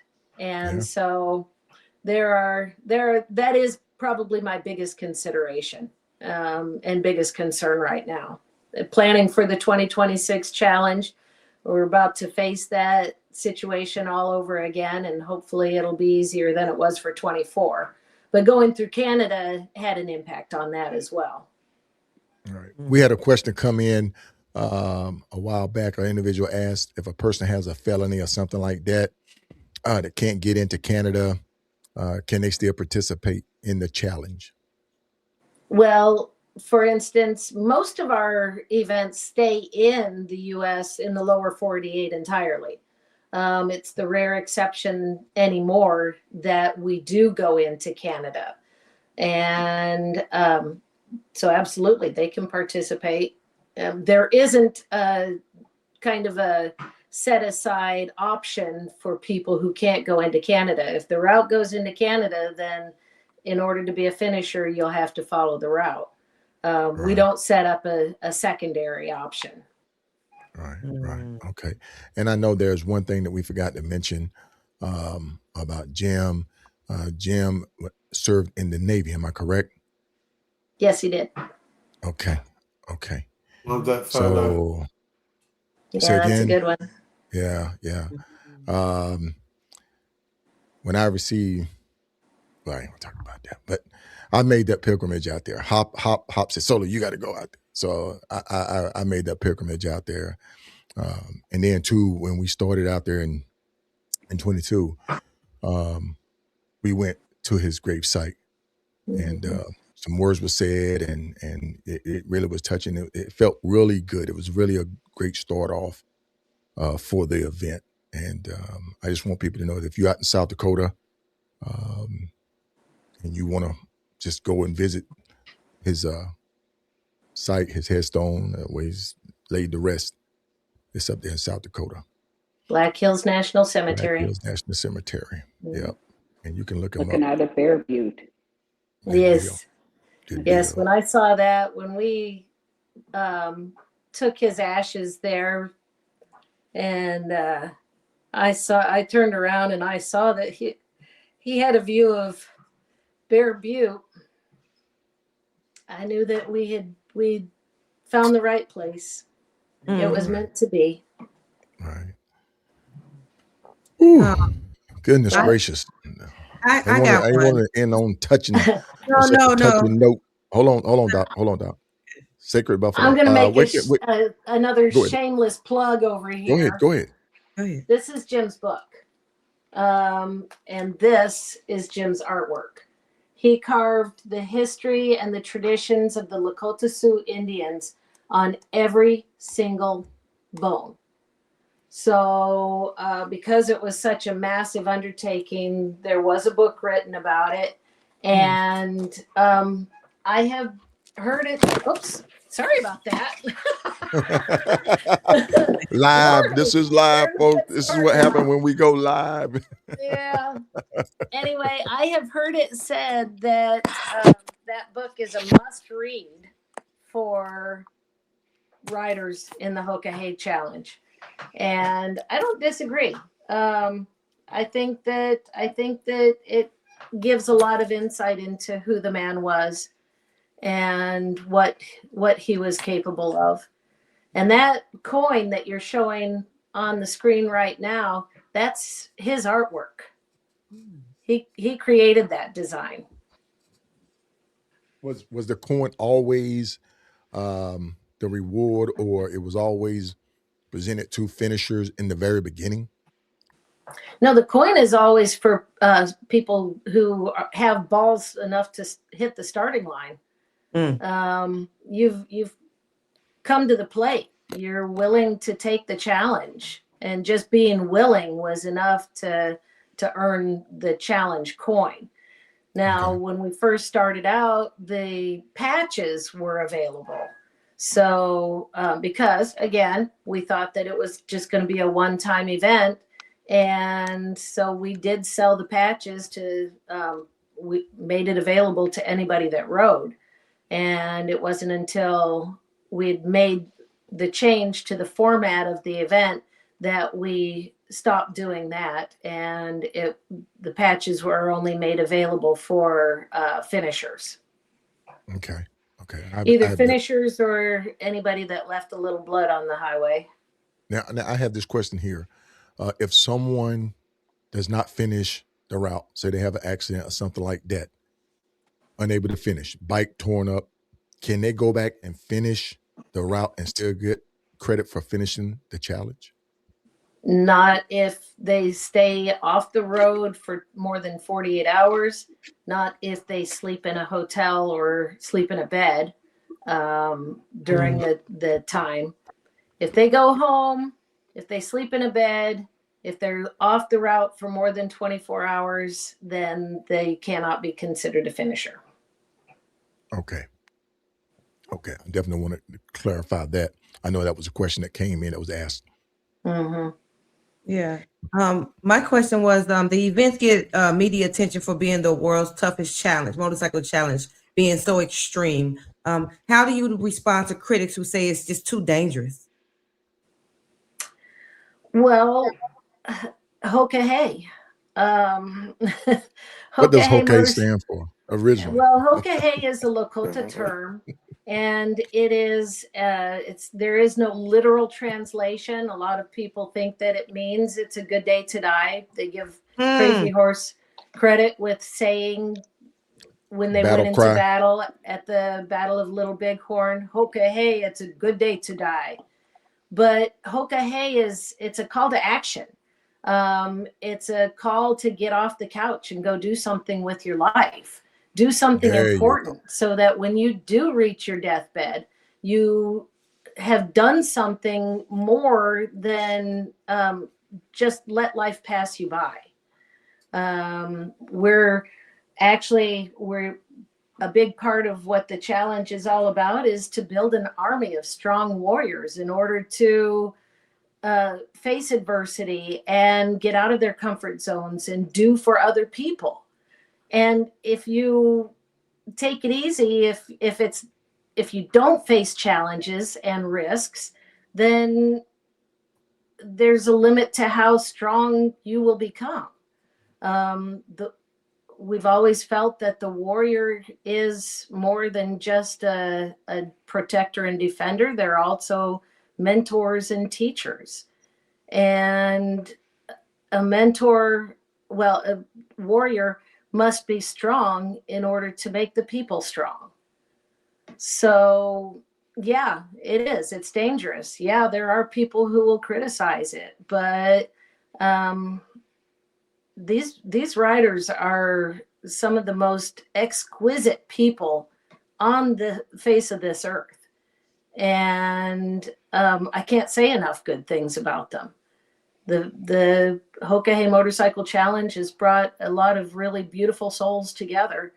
And I'm just very honored to be a part of it. Thanks, Beth. Thank you, Beth. Junie, you want to add on to that or your take? Well, I'm not sure the question. Run it by me again, Remy. Yes, I was asking. So I've never ridden a Hoka Hey. I've always been scared of danger. Yeah. Yeah. The danger and the criticism of it that comes with it. Okay. Yeah. Well, I, as a lot of I'm an advocate for, not being a race. I agree. The first couple of years, it was a race, and people should have been racing. But at this point, it's not. And so that's how I feel very firmly about you getting good rest. I feel very firmly about you not speeding out there, because it's not just about you speeding and you possibly getting hurt. You could possibly hurt someone else or worse. And like Beth, standing at a funeral of a fallen rider and facing their family and answering questions about the dangers of Hoka Hey, and I'll just be straight up, the belt buckle. I never wanted people to race for that belt buckle. And I felt like if you're willing to take a risk of your own life for a belt buckle, then we need to eliminate the belt buckle and take it out as a race, because I felt like we were racing for it, and the board and I have talked about it, and we've got some answers for you about the belt buckle, and we're coming up with some, better solutions. But I just don't want any more patches on my vest of any of my brothers and sisters. I just don't want another one. I mean, Get your rest, take your time out there. The finish line is not going to close on you. We're not going to close up shop and just forget that you're out there. We know you're out there, and we're encouraging you to get there safely, even if it takes you 29 days, right, Detta? She got there safely. We hugged her, we cried, we danced, we sang, we prayed, we did all those things, and that's the Hoka Hey. It's not, when you forget about all those people because all you're thinking about is yourself. I tell people, you can, if you look out for yourself, that's you. You're looking out for yourself. But if you look out for your brothers and sisters and they look out for you, that's a whole bunch of people looking out for you. Okay. And I think, that's much better odds. So I don't want to explain to your family why you were out there racing for a belt buckle. So please don't. Oh no. It's definitely, and I always say this, an individual challenge. I know we just had the guys on, Hollywood and his guys. They went out in a 3-man team, and they wrote it together, and they shared their experiences, and then on the backside, some information was shared how the individual was touched, how it really brought him back from a dark place. So, there's a lot of meaning to riding a Hoka Hey. It's a self-challenge. Yeah. I always look at it as a self-challenge. I'm glad you brought him up, because I wanted to say something because I listened to their podcast when you were doing it. And when they were talking about riding together, those interviews were so fun, because each one of them said the same thing. I can't wait to be at the finish line with my brother. And it was refreshing for me when he said that. He didn't totally get the answer that I gave, but what I said was, it's refreshing that you say that, because so many times I hear from riders that say, well, if things don't work out, we're just going to go our own ways, and rather than say, we're going to work through it.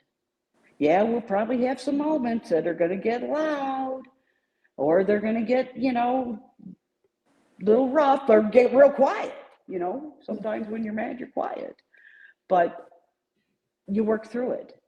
You get up in the morning, you talk about it again. We don't know what happened, but you know what? Today's a fresh new day, and let's just go at this some more, rather than, it didn't work out, so we just split up and we went our own ways. That's just me. Okay. That's their perspective, and that's good. Look at it from an individual, and you look at it from a team. Yes. I know some people work together, train as an individual, and they come together and want to ride it. and then they go out, and then they may hook up with somebody. I know I rode a brief moment with Hunky Red. We ended up dead tired, poolside the road, and we got up and rode a little bit together. Sharif and I, we started out both times together, and and both times, he had some issues that he had to drop out. But you definitely have to just take it as an individual. I always say this, as a warrior going out to battle, you and your steed, and you just leave it all out there on the field.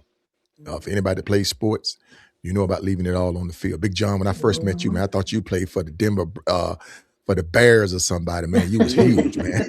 You was about, I was like, who in the world is this guy, man? Yeah. And I was yeah, y'all don't know Big John back when he was about 275, 280. Man. 280, damn. Hey man, send me some damn cards. I'll go out to McDonald's. Man, he's like a monster. You know, man. I don't eat that shit. I love me some tacos, man. Yeah, brother. Yeah. Let's represent everybody at the 8th annual taco run. It's all about charity and camaraderie. Same as the Hoka Hey. We're going to have some great Hoka Hey items there for auction. One-offs. Some of them are multiples, but come on out with a pocket and be charitable, because that's what it's all about. Same way with the Hoka Hey. I thought I was coming on here to represent the taco run, but then I see Mama Beth and my sister Junie. I'm like, holy shit. I got what I step into, huh? Look, if you know, you know. And this year we also have the 2 cottages up top of the hill. And if you know, you know, and you're sitting here watching it this evening, everybody is invited to a 3-layer campground Hoka Hey Brotherhood taco run event. It's gonna be big. Okay. 8 ain't 10, but 8's big. But I just want to just end on this note right here, Mama Beth and everybody, the whole board. For the Hoka Hey Motorcycle Challenge, it's more than just a ride. It's a community. It's almost like a family. People go out and take on this challenge as warriors. You have something they call the rendezvous. Can you just speak on that, Beth? Oh, sure. When we started in 2014 to do the challenge every other year, 2015 was dedicated to a memorial ride for the fallen riders that we had suffered the loss of up to that point. And then we had our 2016 challenge. And then 2017 rolled around and folks are like starting to twiddle their thumbs and wonder, what are we going to do now? And that crazy one-eyed biker came up with the idea of the Hillbilly Hot Dog Run, which ended up being our first more or less unofficial rendezvous. And it went over so well that we decided this is what we need to do. And in our off years, we do have a gathering. This past one was at Bardstown, Kentucky. The next one is yet to be announced, but it's going to be awesome. And that'll be in 2027. So we're looking forward to that. But it started out as a very informal gathering, the rendezvous. And we decided to go ahead and include our awards and recognition for the individuals who are receiving both the fundraising trophy or that award, and those individuals who are receiving the horse dance sticks for honor, respect. Watch me flub it up. Honor, respect, integrity, compassion, perseverance, and sacrifice. And so it has turned out to be quite a really phenomenal gathering. We surely do enjoy ourselves. We dedicate the Friday night to just informal social gathering, and Saturday evening to the banquet for awards and recognition. Okay. But beside that, since you opened the door for me, there's also the chance for riders to get together informally by doing a gauntlet drop. And we don't see nearly enough of those, but it's the individual decides on a location that's at least 500 miles from where they are. And they give everybody else 48 hours notice by coming through us. We'll post it on our Facebook page, and they can post it on whatever other sources are out there. But we'll put the word out there. 48 hours is all you get for notification. And we've had some pretty good sized gatherings as a result of that. People just who ride the Hoka Hey tend to live their life ready to ride. But be forewarned, if you throw down the gauntlet and people show up, you're buying that first round. That might be why we don't have more of them happen. I don't know. Oh my goodness. Oh, goodness. Well, listen, go ahead. Before we go, Kay, I want to just give y'all a little teaser since Beth is bringing up gatherings. Okay. Being as we are going to be at Woodstock Harley Davidson, and all of the board members are none of us are riding this year. We have some really fun things planned, not for the riders, but for the rider supporters, for the people that live close enough to Woodstock that they can come and hang out with us. We have some fun things planned for those 2 weeks. Just a little tease. Okay.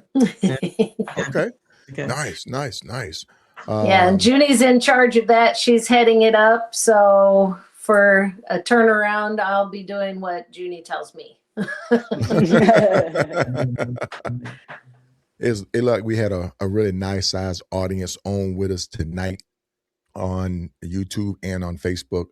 I know I got a message through chat. I know Richard Eastman, they're doing a watch party. Shout out to Richard Eastman. Yes. Yeah, those guys up there are doing a watch party. I would love for them to. Outlaw Pete's. There you go, and Outlaw Pete's, indeed. And like I say, man, and this is what I mean when I say it's a family. When I rode in 22, my tire went bald.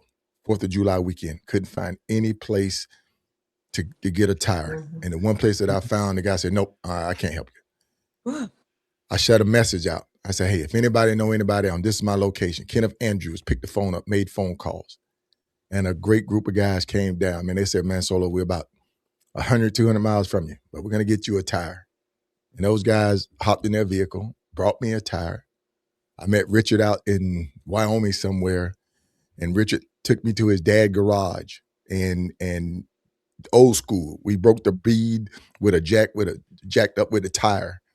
And the guys got the tire there. As soon as we broke the bead, got it off the rim, those guys arrived, helped change that tire, and got me back on the road. So I just want to give those guys a shout out. You know who you are. That's beautiful. I can't remember your name right now. Just blame it on the head and not the heart. But I really enjoy being a part of the Hoka Hey community. When you see somebody wearing that patch, just know that they endure something that probably only 5 or 10% of the riders out there will have endured. So without a doubt, man, salute to all the Hoka Heys out there. And if we didn't show you a picture, man, trust me, Mama Beth sent me a thumbnail, a thumbnail full of pictures, and we just can't get to them all. And I know I reached out to a couple of the champs. I know I reached out to Billy to try to get him on, but Billy, he can't speak very well right now. So shout out to Billy, Fetty, Diesel, Riot, all those guys, all the first finishers. Who was the actual first finisher during the first challenge? During the first challenge, his name was We don't Will speak Barclay. his name. Wait a minute. Well, there's some bad blood that passed. I do have one last question. And Doc, I know we're running out of bandwidth. Let me ask this one, and then you get one more. You finish. Okay, thank you. Because I got like 20 of them. Awfully Well, quiet over there, I still have Josh. 5, but we just don't have the time. So this is on a serious note right here. Can a member be removed from the organization? Am I saying that? We Can an have individual be removed from individuals the who are organization? banned. Excuse me? We do have individuals that are banned, if that's what you mean. Wow. Okay. Yeah. I mean, the question you had asked Junie about if there was anybody that she turned away, generally speaking, until we get to know this person and the character that that they have, then who are we to say that they don't have what it takes is part of that situation. But once they've had a chance to prove themselves, good or bad, then it goes from there. And there are actually 3 individuals that can never ride again. Okay. Okay. And because I when can't you're deal flying those with colors, their right? When you're flying those mentally colors, scattered. and I don't want to say colors, but the patches. When you're flying the patches, you represent the organization. So if you're doing something against the reputation or the belief of the organization, that's what I want to just kind of find out if a member could be removed or banned. Doc. Yes. Okay. So my closing question, and I got a bunch more. Like I It's ain't got gonna be some. 2 hours. It's not gonna be another 2-hour episode. Not happening. Not doing it. I have like 3 more for John. I got about 4 more for Junie. Well, maybe we have to do another episode. Okay, so how can people support the future of the Hoka Hey? Like volunteering, donations, advocacy. How can we support going further? Volunteering, donations, advocacy. That's right. All of the above. All of the above. Yes. Yes. Yeah. The larger we get, the more it takes, the more people and the more hands it takes to get it done. Right. That is a fact. That is. And we do have requests that we've been putting out for volunteers on our newsletters. So if somebody is going to be in Woodstock supporting a rider and they're going to have some extra time on their hands, we'll put you to work. Just contact me. And info@hokaheychallenge.com will get it there. Okay.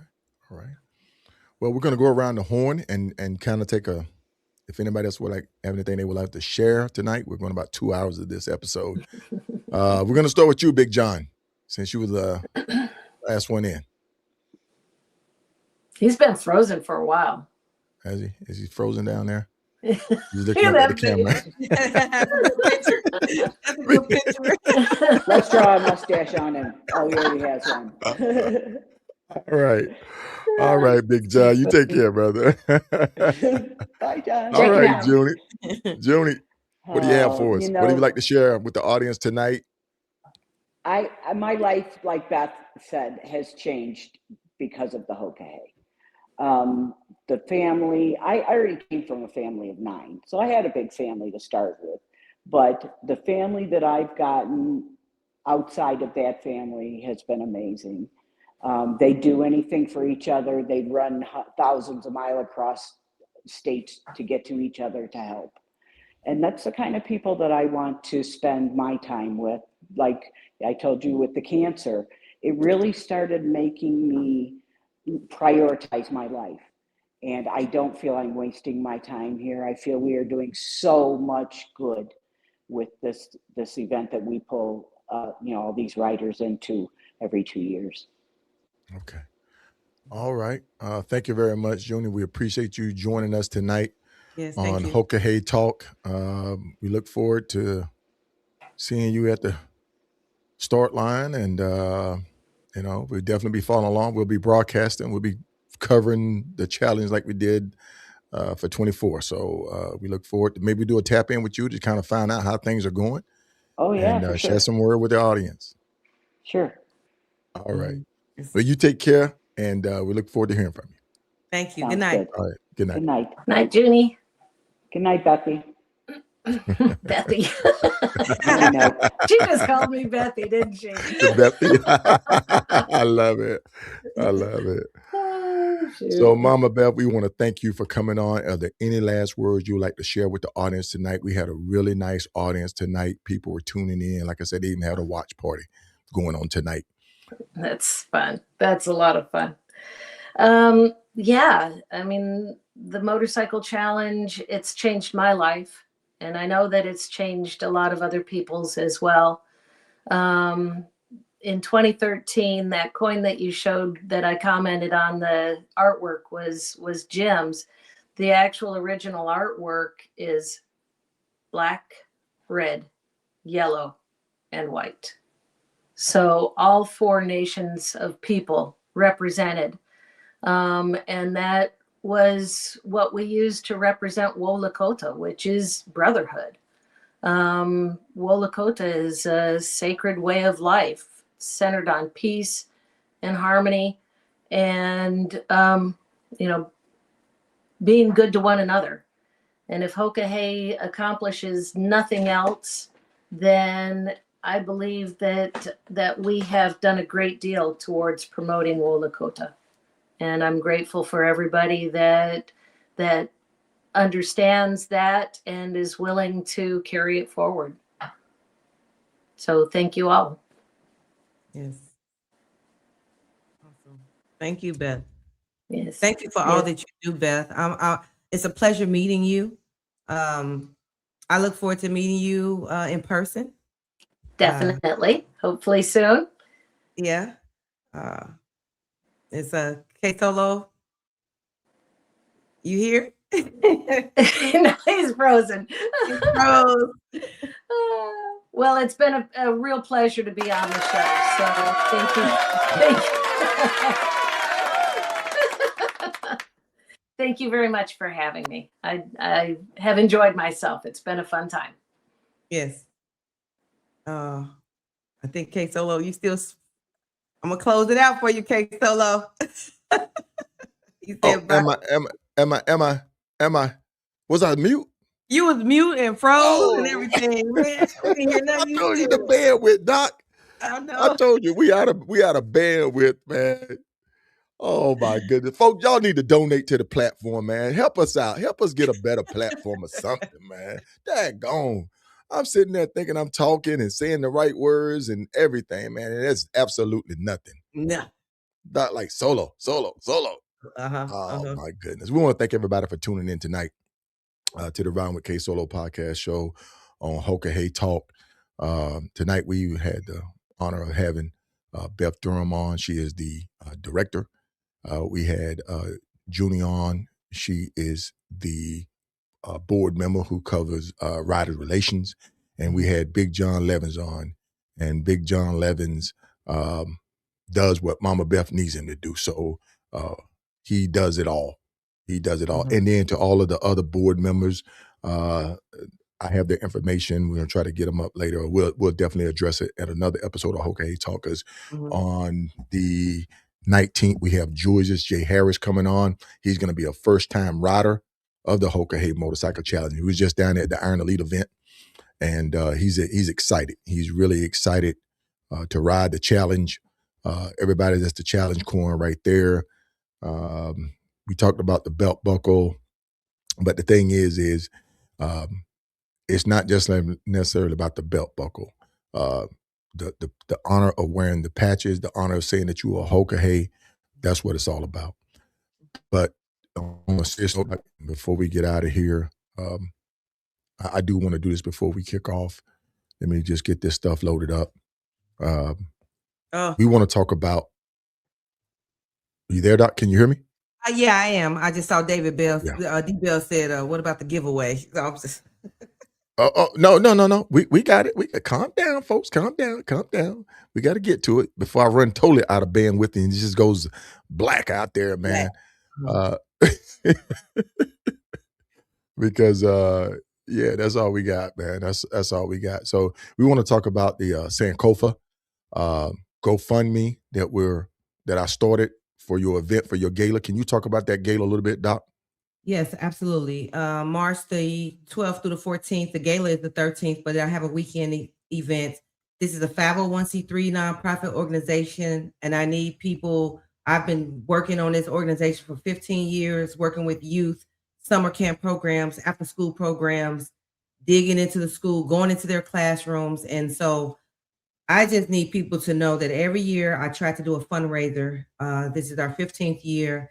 And this is when people think of charity weekend, they think of an event, but the Sankofa Charity Weekend is more than just an experience. Okay. It's the 3-day intentional fundraising or event. It's full of purpose, it's full of connection and impact. And so KSolo heard me talking, Gorilla Blue, who is my keynote speaker. They heard me saying that I've been trying to get this going, and well, I've got it going, but as far as fundraising and finances, it's hard to get grants sometimes. It's hard for parents to pay for things. Life is hard right now. And so being in a community and dealing with families from low socioeconomic backgrounds, I got Sankofa Achievement Center. And Sankofa means it's not taboo to go back and fetch from the past. You don't know where you're going unless you know where you came from. And I warrant and I ask everybody to help me, help KSolo, who is helping me and helping our families in these communities to succeed. So again, March the 12th through the 14th, I need you here. I need your support. If you can, if you can't, we have raffle tickets going on. I'm selling patches. I'm doing anything, any little bit helps. And I'm being long-winded. I know we out of bandwidth, but You're thank in my you. pocket now. Okay. Everybody who has donated, I appreciate you. But Sankofa Achievement Center, please look it up. I'm on Facebook. We're on Instagram. You can look me up at the State of Tennessee Department of Charitable Solicitations. And that's what I got. I don't know if I answered it, but I'm You still. did. You got it, Doc. You got it. You 100% nailed it as always because you're impeccable like that. So listen, Doc, we're gonna go ahead and wrap this thing up. Before we get up out of here, folks, there is the QR code right there that you can scan if you want to donate. Please do $5, $10, $15, $25, $100, whatever you would like to donate. We're gonna hit our goals. We are going to hit our target goal. There's a couple of things I need to do before we get up out of here. Let me just unload some Oh, of I this like other that. stuff. Look at that. Scuba said, thank you, Scuba. Scuba said, Doc, I am sure there are a few Hoka Hey riders that need a charity for 2026. How do I let them know that this charity is available? But we're already doing it, Doc. Okay. We're talking about it tonight in front of them, letting them know there's the GoFundMe. They can look it up, 501c3, legit. All the funds go to help these kids. That's what we're doing it for. And Okay. and if they want to give, they want to sit there and say, well, look, I want to kick a few dollars your way, Doc. Appreciate you guys coming on the show with Mama Beth, June, and Big John tonight. Just being informative, asking those questions that we may have thought of, that we get them firsthand because maybe they were too shy. Maybe they sit there and say, well, maybe I'm not a rookie, or something. But, this is what it's all about. But listen, we're going to go ahead and try to get this raffle going. Okay. Let me see if I can get this thing going. An error occurred. Try refreshing. Okay, we're gonna try refreshing. We're gonna get it going. We're gonna get it going. We're gonna get it going. We're gonna get it going. Because Doc got me out of bandwidth for y'all. I know I only pay for like an hour and 45 minutes. So, Doc. Oh, Doc. Man, look at here. What? Oh, folks. Folks. Folks, I'm telling you right now. Doc got me out here flapping, y'all, and I hate flapping. Doc got me out here flapping. So it said there was only 5 entries. I know there was more than 5 entries. So look, this is what we're gonna do for like the next 30 seconds. For the next 30 seconds, type in the comments # Hoka Hey right now. Do it. No, Hurry up. I For the got them next all. next 30 I got seconds. them. For the next 30 seconds. Next 30 And seconds. I'm Come on, at- folks. Come on, folks. Next 30 seconds. Next 30 seconds. Type in Hoka Hey in the comments. Type in Hoka Hey in the comments. Type in Hoka Hey in the comments. We're gonna do it. We're gonna do it, Doc, because I want to give some stuff away. I want to give some stuff away. Come on, folks. Type Hoka Hey in the comments. Hoka Hey in the comments. Doc got me out of bandwidth. Okay. So is it picking up now as they're putting it in? Yes, it's picking up now. It's picking up now. I know, Doc. I told you. See, The gremlins. I know. All right, folks. We're gonna go ahead and kick this thing off. Drop him in, drop him in, drop him in. 15. That's 15. We got 15. We got 15. Come on, keep dropping them in, dropping them in, dropping them in. Hashtag Hoka Hey, drop them in, drop them in. Everybody, drop them in, drop them in.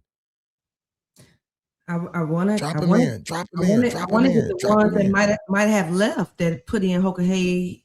I know. earlier. Well, Doc, I ran out of bandwidth. Come on, folks. Come on, folks. Come on, folks. Come on. We got 16. We got 16. Come on. You can only do it one time, by the way. Tiki Doctor in. Come on. Bald head nasty. Only one time, bald head nasty. All right, that's it, folks. Bald head nasty. That's it. Bald head nasty. Keep dropping it in. Drop it in. Hoka Hey. Who got Hoka Hey in there? Craig. Come on, folks. Drop it in. What do we got? We got 22. We got 22. Come on in, folks. Come on. We got. If they've never ridden a Hoka Hey, can they put it in there? Yes. If they've never ridden a Hoka Hey, they still can drop it in. We're gonna do this for 30. We're gonna do this for 30 seconds. Seconds. Let me see. Can I put up the 30-second counter? 28. I'm gonna put up the 30-second counter, folks. 30 seconds. That's what we're gonna do. Here we go. 30 seconds. Drop it in. 30 seconds.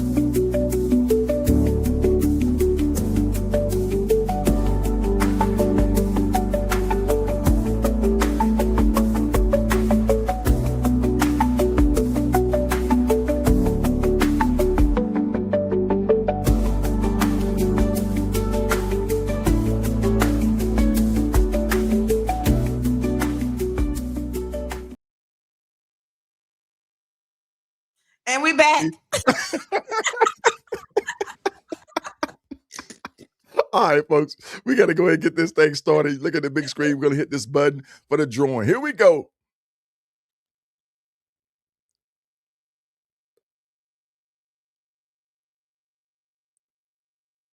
Oh, my hog chapter partner. Howard, there you go. Congratulations, Howard.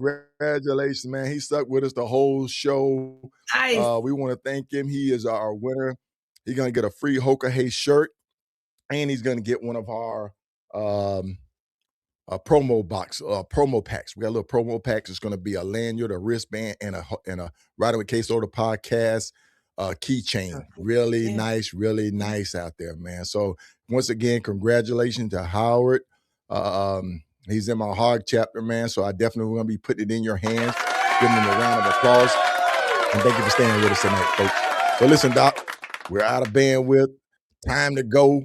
The whole 9 yards, man. So look at that. Hey, I have nothing left, Doc. I have nothing left. Hey, D-Bell's so funny. I threw my name in that room when you said, let's go. I said, well, I hit hashtag, okay. D-Bell talking about something. You can't play. All right, folks, we got to get up out of here. Y'all have a good night. Before we go, Doc, we're going to run this on a moment of silence, Doc.